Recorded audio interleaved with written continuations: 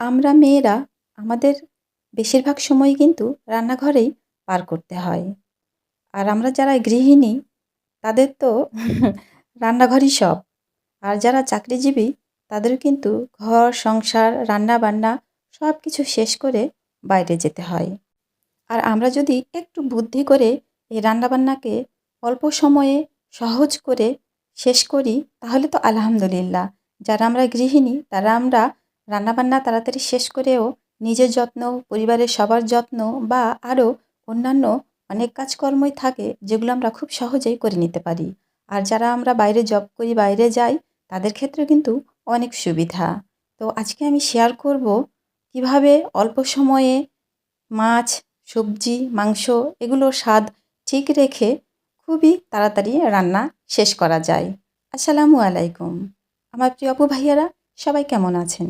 আশা করি আল্লাহর রহমতে ভালো আছেন, সুস্থ আছেন।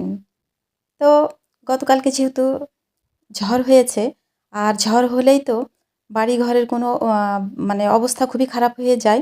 এমনি সময়েও হয়, আর ঝড়ের সময় তো কোনো কথাই নেই। আর ঝড়টা শুরু হয়েছিল বৃষ্টি আসার আগেই, মানে আগে ঝড় হইছে পরে বৃষ্টি হইছে। তাই তো চারিদিকে যত ধুলা বালি ছিল সব একবারে বাড়ির ভেতরে ঢুকে বাড়ির অবস্থা ভীষণ খারাপ হয়ে গেছে। যদিও রাত্রের বেলা মোটামুটিভাবে একটু পরিষ্কার পরিচ্ছন্ন করে চলাফেরা করেছি। তারপরেই তো সকালবেলা উঠেই পরিষ্কার পরিচ্ছন্ন করতে আবারও লেগে গিয়েছি। আর আমাকে যেহেতু সকালবেলায় সব কাজ শেষ করে বাইরে যেতে হয়, তাই তো আমার জন্য এই কাজগুলো শেষ করা খুবই কষ্টকর। কিন্তু কিছুই করার নেই। জীবনে বিলাসিতা তো দূরের কথা, প্রয়োজনের মানে প্রয়োজনই মেটাতে পারি না এরকম আমার অবস্থা। তো যাই হোক তারপরেও আলহামদুলিল্লাহ আল্লাহর কাছে শুকরিয়া আদায় করতে মানে একটু ভুল করি না। কারণ যেমন আছি আলহামদুলিল্লাহ পরিশ্রম করব, ধৈর্য ধরে আল্লাহকে ডাকবো। ইনশাআল্লাহ আল্লাহ সব সমস্যার সমাধান করে দিবেন। তবে কষ্টের মধ্যে থাকলে কিন্তু আল্লাহকে চেনা যায়, বোঝা যায়, অনেক কাছে পাওয়া যায়। কিন্তু আমার বোঝাটা আমার চাইতে অনেক গুণ বেশি বড়। এই বড় বেশি বোঝাটা আমি আর বইতেই পারছি না। এত বেশি ভারী যে আমি ক্লান্ত হয়ে যাচ্ছি। আমি সবসময় আমার আল্লাহকে বলি, "আল্লাহ এই ভারী বোঝা আর বইতে পারি না। কারণ তোমাকে বললে তুমি এই ভারী বোঝাটা আমার ঘাড় থেকে, আমার মাথা থেকে নামিয়ে দিবে। পৃথিবীতে আর কাউকে বললে এই বোঝাটা কেউ নামাতেও পারবে না আর নামানোর চেষ্টাও করবে না। তাই তো শুধু তোমাকেই বলি, তুমি নামিয়ে দিও।" তো যাই হোক, সব কাজ শেষ করলাম, করে রান্নাবান্না করতে রান্নাঘরে আসলাম। ঝটপট রান্না শেষ করব। আর ঝটপট রান্না শেষ করার এই তো একটা টেকনিক। আমি আজকে রান্না করব লেয়ার মুরগি। ওর আব্বুকে যেহেতু আমি বলেছিলাম যে ব্রয়লার মুরগি আমিও খেতে পারছি না, আমার সমস্যা হচ্ছে। তাই তো ওর আব্বু বাজার থেকে এই লেয়ার মুরগিটা এনেছে। তো যেহেতু আমি কোনো কিছুই খেতে পারছি না, তো লেয়ার মুরগিকে আজকে একটু অন্যরকম করে রান্না করব যেন খেতে ভালো লাগে। তো সব ধরনের মশলা আমি দিয়ে দিলাম, দিয়ে ভালো করে মুরগিটাকে হাতে মাখিয়ে নিলাম বেশ কিছুক্ষণ ধরে। মাখিয়ে নেওয়ার পরে যদি কারো হাতে সময় থাকে তাহলে ১০ মিনিটে রেখে দিবে, নয়তো আমার মতোই এভাবেই মাখিয়েই প্রেশার কুকারে দিয়ে দিবেন। তাহলে কোনো সমস্যা নেই, একই রকমই টেস্ট থাকবে। তো আমি ঝটপট কিন্তু মাখিয়ে নিয়ে প্রেশার কুকারে দিয়ে দিয়েছি। ওদিকে কিন্তু আমার সেদ্ধ করাও হয়ে গেছে। আর এখন ভাবছেন যে এই মুরগির মাংসটা রান্না করা শেষ? না আমার প্রিয় অপু ভাইয়ারা, এখনও কিন্তু মাংস রান্না করা শেষ হয়নি। যদিও আমি সব মশলা দিয়েই প্রেশারে দিয়ে দিয়েছি তারপরেও। তো যেভাবে প্রেশারে আমি দিয়েছি ওভাবেও কিন্তু রান্না করে রেখে দেওয়া যায়। আর আমি যেহেতু মুরগির স্বাদটাকে একটু দ্বিগুণ করব, তাই তো আরও কিছুক্ষণ আমি রান্না করব।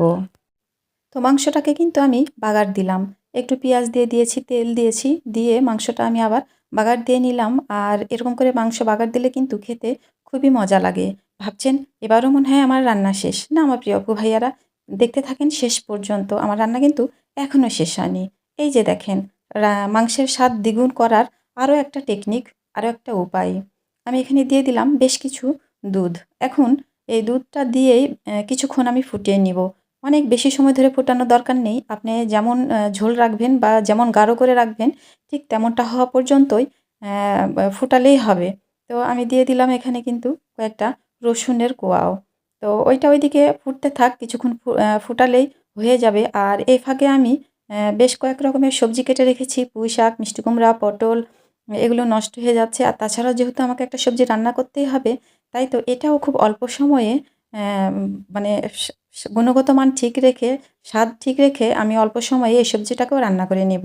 আর তার জন্য কিন্তু আমি দিয়ে দিলাম প্রেশার কুকারে। প্রেশার কুকারে সব মসলা দিয়ে আমি এখন অল্প পরিমাণ পানি দিয়ে এটাকে সেদ্ধ করে নিব। তো ওইটা ওইদিকে হচ্ছে আর এটা এদিকে হচ্ছে। ২ দিকে ২ টা দিয়ে দিয়েছি। আলহামদুলিল্লাহ মাংসটা আমার প্রায় হয়ে গেছে। যেমন করে আমি রাখবো ঠিক তেমনটাই হয়ে গেছে।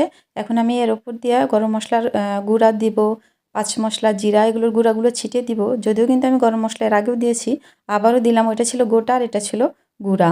তো গুঁড়া মসলাগুলো দিয়ে নিলাম, দিয়ে এখন নাড়াচাড়া করে সুন্দর করে নামিয়ে নিব। যদি আপনারা কেউ মনে করেন আরও ঘন করবেন করতে পারেন, আর যদি একটু পাতলা থাকতেই নামিয়ে নিতে চান তাহলে আরও একটু আগেই নামিয়ে নিলেই হতো। তো আমি ঠিক যেমনটা করব তেমনটা হয়ে গেছে। আলহামদুলিল্লাহ মাংস রান্না করা কিন্তু হয়ে গেছে। খুবই অল্প সময়ে কিন্তু আমার রান্নাটা হয়েছে। আপনারা একবার এভাবে অল্প সময়ে রান্না করে দেখবেন আর ঠিক এই প্রসেসে রান্না করে দেখবেন, খেতে কিন্তু খুব ভালো লাগে। আর আমাকে একটু টেকনিক করে রান্না করতে হয়। যেহেতু আমি বাইরে চলে যাব, দুপুরবেলা আসবো, খাবো, আবার চলে যাব। তো আমার জন্য দ্রুত রান্না করাটা বেটার হবে। তাই তো আমি এভাবেই রান্নাটা করে নিলাম। তো মাংস রান্না করা শেষ। এবার আমি সবজিগুলোও বাগার দিয়ে নিব। সবজিগুলোও সেদ্ধ করা হয়ে গেছে। আপনারা যে কোনো ধরনের সবজি যদি প্রেশার কুকারে দিয়ে রান্না করেন তাহলে কিন্তু ঝটপট রান্না করা হয়ে যাবে। তো আমি কিন্তু প্রেশার কুকারেই দিলাম। এতে কি হবে, গ্যাসেরও সাশ্রয় হবে, আবার সময়েরও সাশ্রয় হবে। খেতে কিন্তু দারুণ লাগে। খেতে কিন্তু খারাপ লাগে না।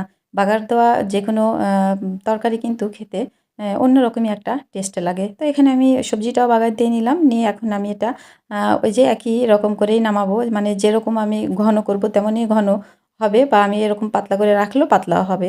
তো আমি একটু ঘনই করব। তো আলহামদুলিল্লাহ আমার সবজি রান্না করা হয়ে গেছে। তো আমার প্রিয় আপু ভাইয়ারা, খুব অল্প সময়ে টেস্টটা ঠিক রেখে আমি রান্না করার টেকনিকটা দেখিয়ে দিলাম। আপনারা এভাবে একবার ট্রাই করতে পারেন। ইনশাল্লাহ খেতে ভালো লাগবে, সময়ও বাঁচবে। তো আজকের ভিডিওটা এই পর্যন্তই শেষ করছি। ফিরে আসবো ইনশাল্লাহ আগামীতে নতুন কোনো ব্লগ ভিডিও নিয়ে।